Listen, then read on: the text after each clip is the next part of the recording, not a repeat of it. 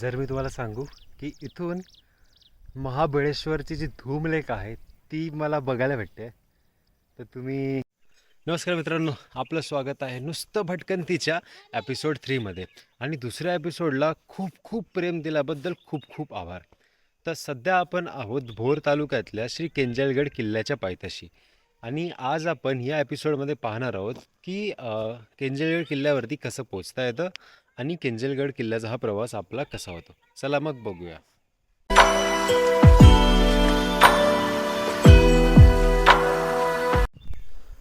आपण पाहू शकता की आता सध्या आपण इथल्या पार्किंगजवळ आणि मागे श्री महादेवाचं मंदिर आहे आणि त्याच्याच मागे हा तो किल्ला आहे. सो ये केंजलगढ़ किला फोर्ट है एंड अभी हम इस फोर्ट पे चढ़ेंगे. सो मुझे बताया गया कि गाँव वालों ने कि ये जो स्कूल है ये स्कूल के ठीक पीछे से रास्ता जाता है जो सीधा वहाँ पे अपने को पहुँचाता है. एंड ऐसे बोला जाता है कि यहाँ से रायरेश्वर पठार भी बहुत नज़दीक है. उसके साथ साथ बहुत सारे अलग अलग फोर्ट ऊपर से देखने मिलते हैं. रायगढ़, राजगढ़, तोरना एंड पीछे की साइड महाबलेश्वर, ये सारी चीज़ें देखने मिलते हैं. चलो फिर देखते हैं कि हमारा पूरा सफ़र कैसा रहेगा. Let's go. तर पहिल्यांदा मी पाहिलं इथे एक प्राथमिक शाळा आहे आणि त्या शाळेच्या ठीक मागून आपल्याला गडावर चढण्यासाठी पायवाट आहे.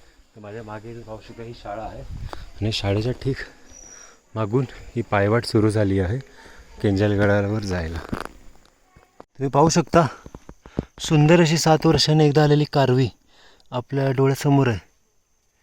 सो गाइस आप देख सकते हो 7 साल में एक बार आने वाली ये कारवी, हम इस केंजलगढ़ फोर्ट पे इस कारवी को देख सकते हैं. बहुत ही खूबसूरत ये पूरा कारवी का झाड़, उस तरफ भी पूरा स्प्रेड है, इस तरफ भी पूरा स्प्रेड है.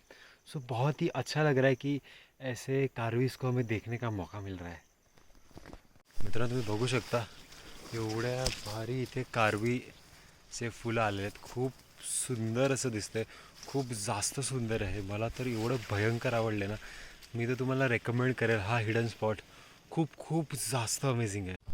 जर माझ्याकडे ड्रोन असता ना तर मी तुम्हाला हे डोंगर त्या ड्रोनच्या शॉटने पूर्ण कारवीच्या झाडांनी भरलेला पूर्णपणे दाखवलं असतं. बट मी आता प्रयत्न करतो की मी माझ्या या फोन कॅमेऱ्यामधून तुम्हाला हे पूर्ण कारवीचं डोंगर अनुभव.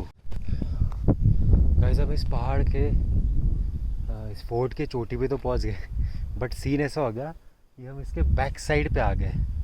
सो बैंड बच गया यार. फिर नीचे उतरना पड़ेगा, फिर घूम के उस तरफ जाके फिर ऊपर चढ़ना पड़ेगा. आई थिंक सो कोई टर्न मिस हो गया, उसके वजह से हम इसके बैक साइड पे आ चुके हैं. और इसके बैक साइड से उस तरफ जाने का रास्ता भी है नहीं. मैंने थोड़ा ट्राई किया but it's too difficult. So अभी आपको दिखा दो मैं कहाँ पे खड़ा हूँ. सो अभी इस पत्थर पे खड़ा हूँ आणि आपल्याला इथून खाली परत असं करत करत जंगलातून परत खाली या साईडला जावं लागेल.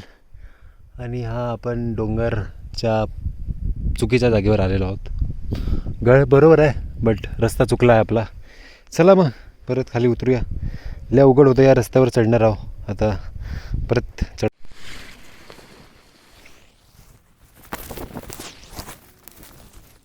ओ शिट गाईस, पाऊस आला म्हणजे माझी अजून बँड वाजणार आहे.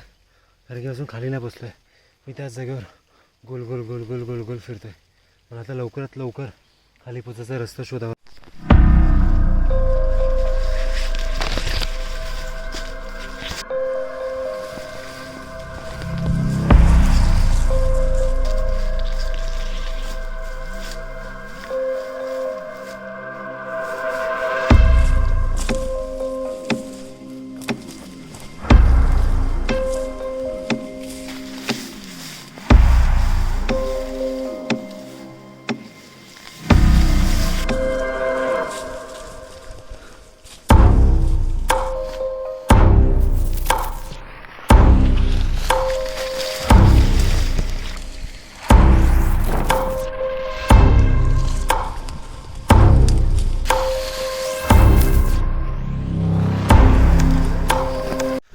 मला असं वाटतं माझ्या लाईफमध्ये आज ॲडव्हेंचरच नाही आहे. सो मी त्या स्कूलमध्ये रिटर्न गेलेलो आणि बॅग वगैरे त्या जी प्राथमिक शाळा होती ते बॅग ठेवलं. तर तिथे ज्या आजी होत्या त्यांनी सांगितलं की लेफ्ट हँड साईडने एकदम टोकाला जायचं आणि मग वरती जायला रस्ता आहे. सो आता आपण फक्त पाण्याची बॉटल, रेनकोट, आपली कॅप आणि आपला ऑप्टिफिक्सचा ग्लासेस हेच घेतलेत. चला मग दुआ करूया की आम्ही रस्ता मिल जाय. Let's go. परत आपण रस्ता हरवलेला आहोत. मला असं वाटतं हे नुसतं भटकंतीचा एपिसोड नुसतं भटकंतीच असणार आहे. लगा नहीं था थर्ड एपिसोड में ही इतनी बैंड बजने वाली है मेरी. डॅम. मला इथे जायचं खरं तर, बट हा जो पैच है ना हा मला सापड़तच नहीं है. मतलब मैं अब तक 3 से 4 घंटा हो गया, मैं बस ढूंढ रहा हूँ. ये जो पैच है ना ये मुझे मिल नहीं रहा है.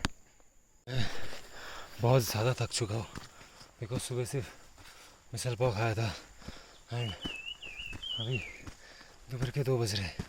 सो वंस अगेन हमें एक रूट मिला है, अभी वो हम ट्राई कर रहे हैं. होप सो ये रूट सही रहे एंड हमें सही जगह पे लेके जाए. ओह गॉड. बस फाइनली आप मेरे चेहरे पे की खुशी देख के समझ सकते हो कि मुझे फाइनली रास्ता मिल चुका है थैंक्स टू दिस कारवीज. इनकी वजह से मुझे बहुत अच्छे से रास्ता दिख गया है. So we are on our way. अभी यहाँ से अराउंड हाफ एन आवर तो जाएगा बिकॉज ये फोर्ट पे चढ़ना है, सीधा नहीं है, पूरा सब घूम के आपको चढ़ना पड़ता है. पहाड़ आपके साथ बहुत ज़्यादा गेम प्ले करता है. सो आपको आपकी हिम्मत नहीं हारनी है एंड ट्राई करना है मेरी तरह भटको नहीं इस फोर्ट पे. मैं यकीन नहीं कर सकता गाइस, ये नहीं हो सकता. म्हणजे मी सांगू शकत नाही की हे खरंच फायनली मी या गडावर पोचलेलो आहे. सुंदर असा हा गड आहे. हो गॉड. आणि आपल्याला तिथे वर त्या पीकवर जायचं आहे.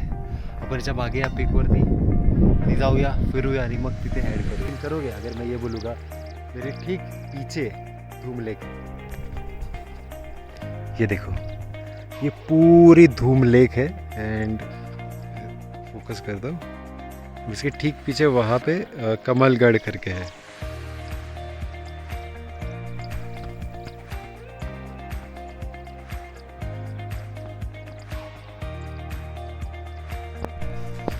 पण फायनली वर आलेलो आहोत आणि इथे ही गुफा आपण पाहू शकता. तर इथे बरेच लोकांनी आय थिंक सो जेवणाचं काही सामान वगैरे ठेवलेलं आहे.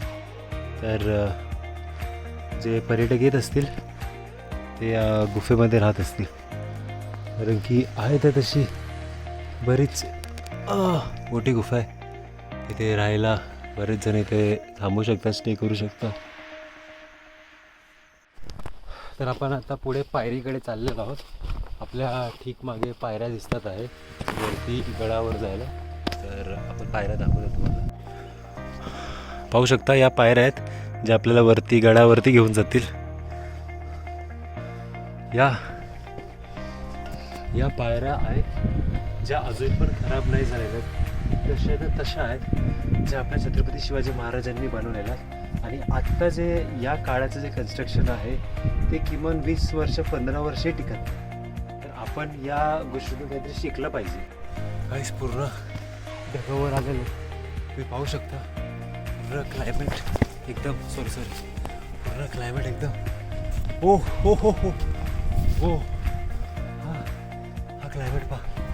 So beautiful, so amazing. ढग एवढे भारी वरती आलेले आहेत. खूप जास्त सुंदर वाटते इकडे. आणि माझ्याकडे वेळ खूप कमी आहे बट मी जास्तीत जास्त एरिया कवर करतोय या गडावरचा.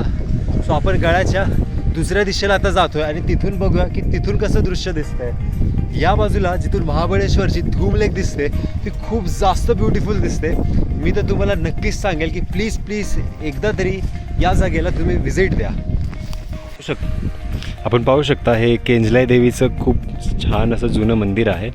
मी तिथे जात नाही आहे कारण की मी खाली अशाच एका दगडावरती एक खूप मोठा किडा पाहिला. सो त्या कारणामुळे मी तिथे जायची रिस्क नाही घेत आहे. पण मी इथूनच देवीला प्रणाम केला आहे.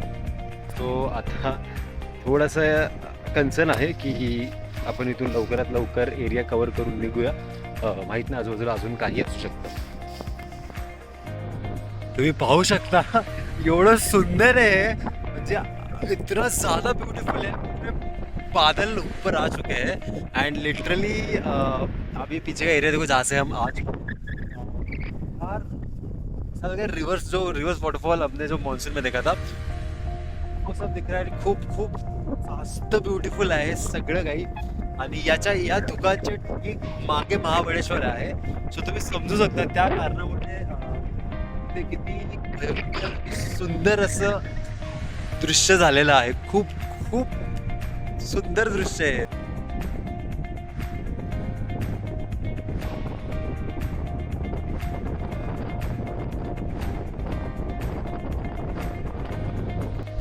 तर आपण आता परतीचा प्रवास सुरू करतोय कारण की 3 इथेच वाजलेले आहे आणि अजून आपल्याला खूप पुढे जायचं आहे.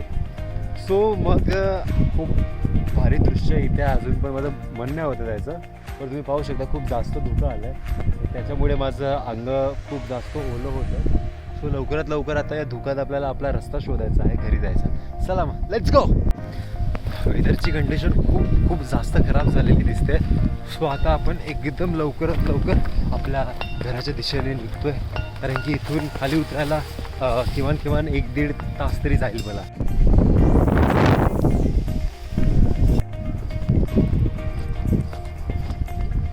तर मित्रांनो, आपला हा नुसता भटकंतीचा एपिसोड क्रमांक 3 इथेच आपण संपवतोय.